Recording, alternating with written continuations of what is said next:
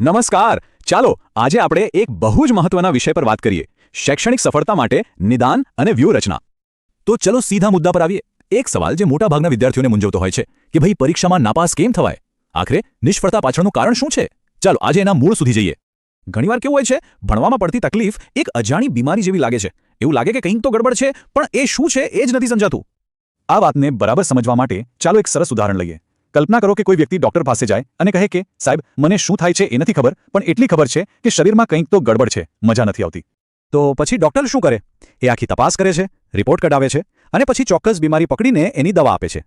અને સૌથી જરૂરી વાત, દર્દી એ સૂચનાઓનું બરાબર પાલન કરે છે અને સાજો થઈ જાય છે. જુઓ, પ્રોસેસ કેટલી સિમ્પલ છે. નિદાન, પછી દવા અને એનું પાલન. હવે આ જ ડોક્ટર દર્દીવાળી વાતને આપણે ભણતર સાથે જોડીને જોઈએ. બહુ રસપ્રદ છે. અને અહીંયા જ આખી વાતનો સાર છે. અભ્યાસમાં પણ વિદ્યાર્થીની હાલત પેલી દર્દી જેવી જ હોય છે. ખબર છે કે પરિણામ ખરાબ આવ્યું છે, એ તો દેખાય છે, પણ એ કઈ ચોક્કસ ભૂલને કારણે આવ્યું એ જ નથી ખબર પડતી. તો કરવું શું? અંધારામાં તીર મારવાને બદલે એક સાયકોલોજીકલ રિપોર્ટ કરવાની જરૂર છે. હવે આનો સીધો મતલબ છે કે પોતાની ભણવાની રીત, વિચારવાની રીત, ટાઈમ મેનેજમેન્ટ, આ બધાનું બારીકાઈથી વિશ્લેષણ કરવું, જેથી પેલી ચોક્કસ ભૂલ પકડી શકાય જે આગળ વધતા રોકી રહી છે. અને જ્યારે આ તપાસ કરવામાં આવે ત્યારે મોટાભાગે 4 મુખ્ય કારણો સામે આવે છે. ચાલો એક પછી એક આ 4 નિદાન જોઈએ કે નિષ્ફળતાના મૂળ કારણો કયા હોઈ શકે છે.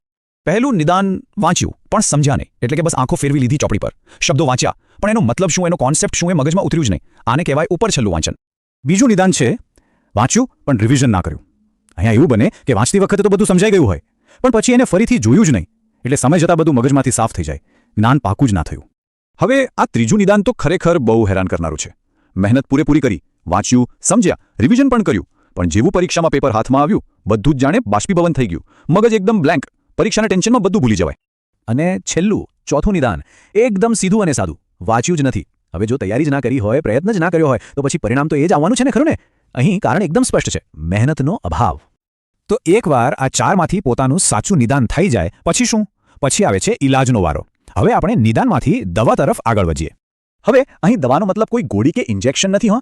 અહીં દવા એટલે એવી ચોક્કસ સ્ટ્રેટેજી, એવી આદતો જે પેલી પકડાયેલી સમસ્યાને સુધારવા માટે અપનાવવી પડે.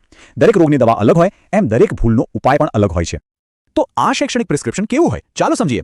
જેમ કે જો નિદાન #1 હોય, એટલે કે વાંચું પણ સમજા નહીં, તો એની દવા છે એક્ટિવ રીડિંગ, વાંચતી વખતે સવાલો પૂછવા, નોટ્સ બનાવી. જો નિદાન #2 હોય, રિવિઝન ન કર્યું, તો દવા છે અંતરાલ પુનરાવર્તન, એટલે કે થોડા સમયે ફરી વાંચવું. નિદાન #3 પરીક્ષામાં ભૂલી જવું, એની દવા છે નિયમિત મોક ટેસ્ટ આપવી અને ટેન્શન મેનેજમેન્ટની ટેકનિક શીખવી. અને હા, નિદાન #4 વાંચ્યું જ નથી, એની દવા તો એક જ છે, એક પાકો સ્ટડી પ્લાન બનાવો અને એને વળગી રહેવું. જુઓ કેટલું ટાર્ગેટેડ અને અસરકારક છે આ.